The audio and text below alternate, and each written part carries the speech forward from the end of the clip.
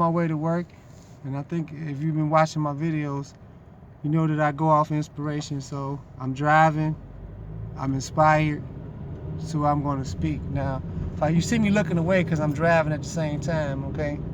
But I just like to say, man, life takes love, man. I mean, and you can't whoop love up. And you start saying, what is love, man? Love is when you're going to take an action to move towards something that's good or better.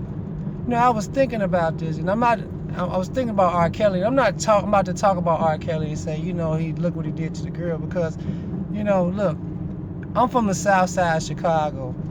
Grew up in the same era as a brother. His brother went to school with me, Kerry Kelly at CVS. I already know what time it is.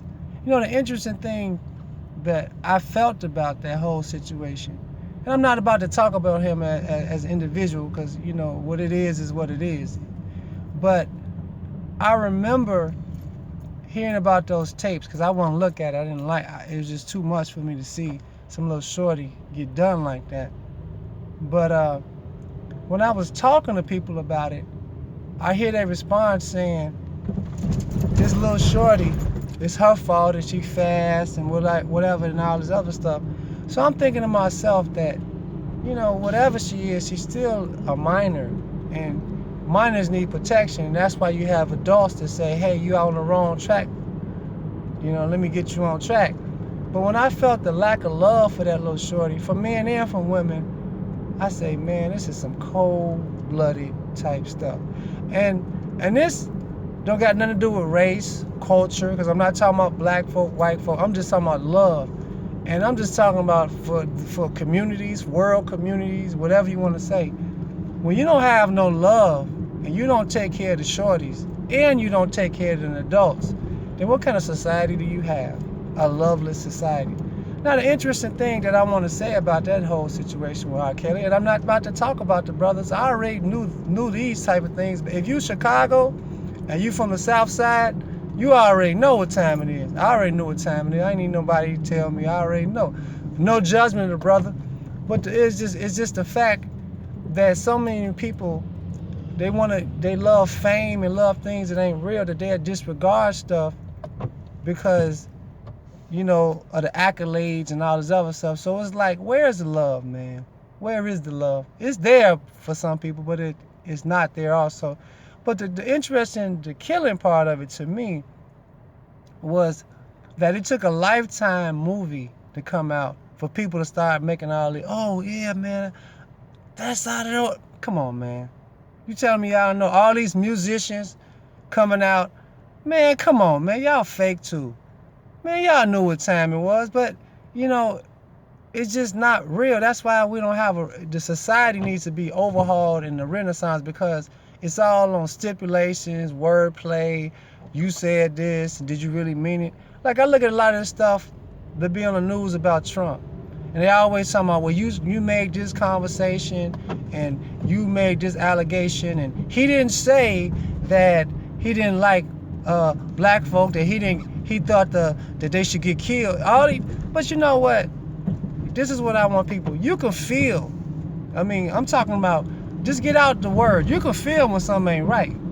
You can feel when something, I don't care about the wordplay. I don't care about all the lawyer talk and, he said this and what he meant was this. You could feel when something ain't right. Now, you may not know everything that wasn't right. You may not know that everything the person is saying is not true. And I just felt like, man, all this formality and all this stuff that we go through in this world don't have to be if we just take life for what it is. And stop sugarcoating, stop trying to win arguments and debate about stuff. Stuff is real or not real. And if you don't know if something is real, just say, I don't know. But when I'm looking at a lot of things in life, on TV, in the social arena, and in my education field, it's all fake. It ain't nothing real about it. It's nothing real about it. It's all just there's no essence of life in it, and I think, if people want to be alive, they're going to have to be real about it and start really caring about life and stop caring about how stuff look and how things are saying and images and all this. You got to get down to real deal Holyfield to be able to experience life. Because, and the thing about it though too, like, you could be satisfied in being dead, a dead man walking around and reading scripts off somebody else's manual and not thinking. Some people are perfectly satisfied with not thinking, with just taking things at face value, taking things on a surface level. If you like that, what else can you say? But there is some who don't. You know what I'm saying? There is some people who trying to find out the meaning in life, and I think that's what it's gonna take. Because the more and more I see, I ask myself. I turn on the news, and everybody can attest it. Y'all gonna say, well, you talking to the choir. It's the same old. Why are we not saying things that help people think better? You sit there and see somebody shot somebody else. Somebody did this. Some dude on 63rd and Winchester body slammed this other dude and through the bar. And all this other foolishness every day. Don't you think that's going to stimulate people to be more like that?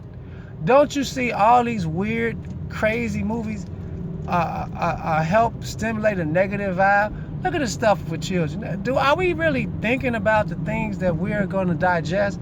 And the thing about it, humanity just accepts it. Just go, okay, this is how it is. But to me, it's like we have to have a new vision about what we want to see life. Not somebody telling us about a vision. Not somebody putting their vision, but the people themselves, because we have to live.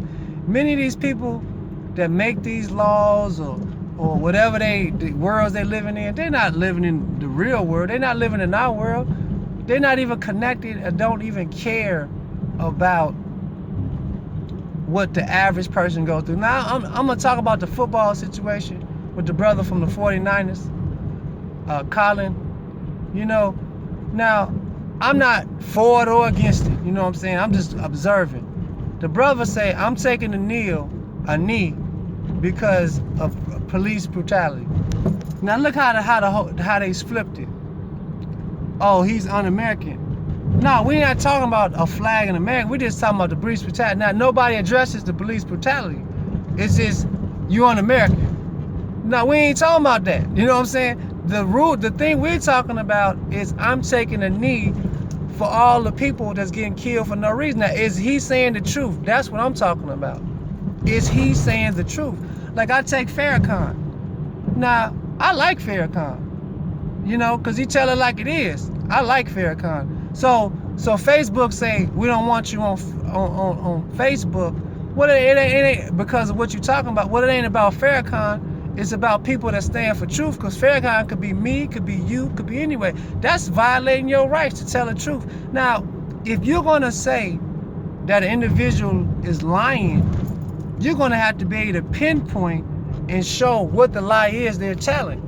And if they keep saying stuff like Brother Farrakhan is lying, well, show where he's lying at. So then you can illuminate that this brother. But if you just say he's lying and don't you, that's something else. You know what I'm saying? That's on something else. So what I'm saying is that we living in a reality that's not really real, and it's not about people and judging people and saying, but it's you ciphering for yourself what really is, so then you can make some decisions, because people don't mean no harm. The Pharaoh didn't really mean harm. He just was locked into that beast mode. You know what I'm saying? He didn't really. It's part of life to evolve and grow, but through evolution, sometimes you're gonna misuse power. So people misuse power all the time. And like I said in my other video, it's easy to say how everybody else is misusing power, but then maybe you misusing power in your relationships with your wife, husband, with your family. Maybe you misusing your power as a teacher or a social worker or a manager at Smoothie King or GNC. It's like life puts you in the sphere to be, and wherever you are, You gotta look through your own lens too and make sure you're accountable. Make sure that you're doing the right things, because everybody fits into something. Everybody's part of the puzzle. And if we don't be honest and don't take a look at ourselves and what we're doing, you know, it's really, really, what complaint can you make about life? What complaint can you say about life if you're not gonna look at assessment? Like I started off saying, we need love, which is true. Love lets you do it, because love makes you take action. You know, love allows you to ask for forgiveness when you've done wrong. Love say, hey man, I don't need to do that no more. I need to stop that. And then the reality is, and this is the forgiveness that God grants us, because sometimes we're not in a place to do certain things. Sometimes we're not strong enough to take a certain stance. Sometimes we're not able to do certain things. So when we are able, God blesses us with forgiveness, because sometimes you don't mean no harm. You just don't have the knowledge. Lack of knowledge, so you don't go forward. Because if you know better, you will do better. You know what I'm saying? So you have to see it like that too. That's the 360 degrees. Because yeah, life needs love, but maybe at the same time, life is teaching you how to love. You know, so when you do learn how to love, you still have to be patient for those around you, because you know they're still learning how to love. Because life's gonna teach you how to love. You're gonna have to have some compassion. And if you don't have no compassion, life will beat you down into having it. It'll take you down so far down that you be kicking and screaming. So when I see people who destroy humanity, who are destructive, yeah, I see you.